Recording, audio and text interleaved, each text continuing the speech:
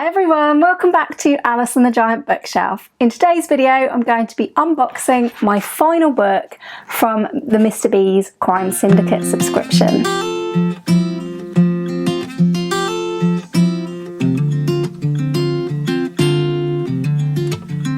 Hi everyone, welcome back to my channel, or welcome if you are new. My name's Alice and I have way too many books. And in spite of those way too many books, this year I have been receiving the Crime Syndicate subscription from Mr. B's Book Emporium in Bath. And this was a Christmas present this time last year from my lovely mum. And the idea of it was that Mr. B's, which is a bookshop, would send you one crime pick of a brand new crime paperback or thriller paperback for that month, and I've really enjoyed it. So if you've watched any of these unboxing videos before, I don't find out in advance what the book is. If you are thinking of getting a Crime Syndicate subscription, just to tell you that what Mr. B's do is they do send you an email every month before the book comes out, which you can choose to or not choose to click through to see what the book is, so that you don't get a book that you've already read. So there is that built-in sort of safety net. I haven't used that. I have wanted a surprise every month, so I've not clicked through the link. And if you have watched some of these unboxings before, you'll know that every single month a brand new author has been introduced to me. I think there was possibly one book that I'd heard of before, and the rest were all complete surprises. There's been books from, I would say, every single subgenre within crime, mystery and thriller. So that has been so pleasing. I couldn't fault the selection process, whatever it is, at Mr. B's, because the variety of books has been brilliant. Have I read all of the books yet? No, I have not. Out of the books that I've had sent to me, I think I've got 5 left that I haven't yet read, and that's out of 11 books that I've received so far. This one's the 12th. If you're interested in either seeing the unboxings of these or the reviews of these, I do have a playlist of all of the Crime Syndicate subscription videos. I've been reviewing them as I go along. I do have one more book that I have now read that a review will be coming soon for that one. But anyway, without any further ado, let's look at what they've sent me this month. So yeah, it's the last one. I won't be getting another subscription next year. Next year, me and my mum have got a different plan. Thank you again to my mum for this year's supply of crime fiction. I've really enjoyed it, and let's unbox for the final time.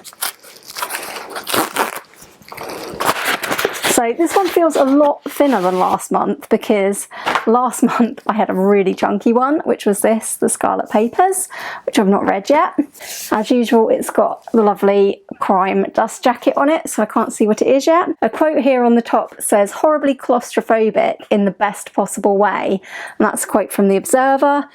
I can see at the bottom here it says Nathan Oates. If that is the author, I have not heard of Nathan Oates, so that's interesting.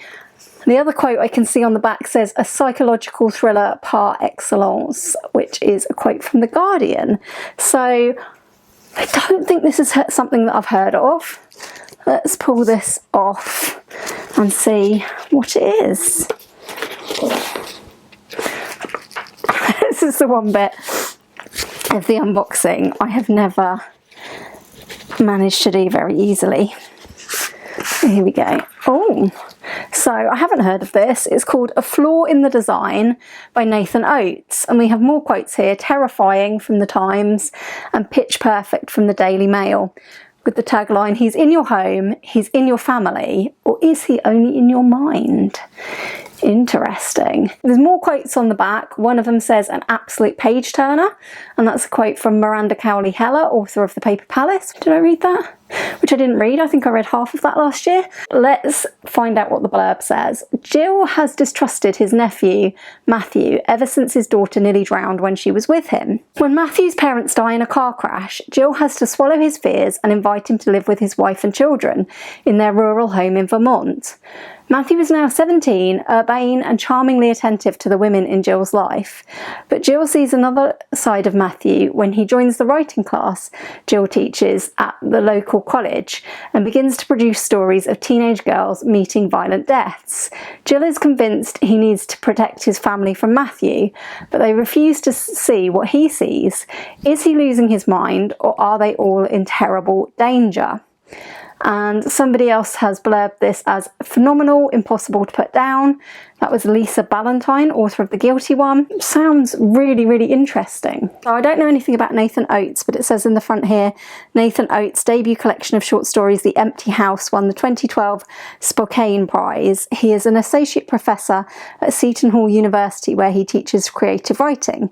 He lives in Brooklyn, New York with his family. A Flaw in the Design is his debut novel. So interesting to get another debut. I can't remember how many, if any, of these books have been debuts. I know the Australian one that I read, that I think was the book from August, Wake by Shelley Burr, was a debut novel, and I did enjoy that. I do like debut novels in general and finding somebody new to read, so that's cool.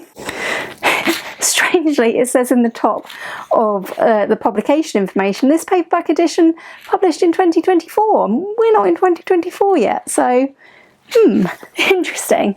But yes, I'm wondering if I've read this name as Jill and it's actually Gil. Could be because it's G-I-L, and I would pronounce G-I-double-L as Jill, but I would normally think of that as a woman's name, so I don't know if this character is actually called Gil perhaps, but yes, we will see. Now this is one I really like the sound of, and I may read quite soon because it looks pretty short, at only 283 pages. That makes it, I think, one of the shortest. The other shortest is probably On Java Road, which is 227 pages, so quite a lot shorter than that one. That's one of the ones I've still got to read. I haven't heard of this. If you've heard of it, let me know in the comments. Let me know if you've read this. Let me know if you've heard of Nathan Oates. I would love to hear from you. And do let me know in the comments, have you read any of the books that I've had from Mr. B's this year, and have any of them been really, really enjoyable for you? Once I have finished reading all of these Crime Syndicate subscription books, I do intend to do like a ranking video of all 12 and how much I personally enjoyed them. Hopefully that will happen soon, but as I said, I have got 5 and 6, including this one, still to read, so could be looking at sometime into next year before that happens. I haven't quite kept up with these as well as I would have hoped, but it's one of those things. Too many books, too little time. Yes, very much looking forward to reading this, and do let me know in the comments whether this would be your sort of book. Do you like psychological thrillers? Yeah, just chat generally to me about books in the comments down below. And if you don't have a comment to make today, I would love for you to just leave me an emoji, maybe related to the Crime Syndicate subscription. If you have enjoyed this video today, I would love it if you gave it a like, and if you perhaps considered subscribing if you haven't already. Thanks for watching today. I've really enjoyed unboxing the Crime Syndicate subscription books with you this year. I hope very much that you will come and join me again soon for another video all about books here on Alice and the Giant Bookshelf. Bye for now.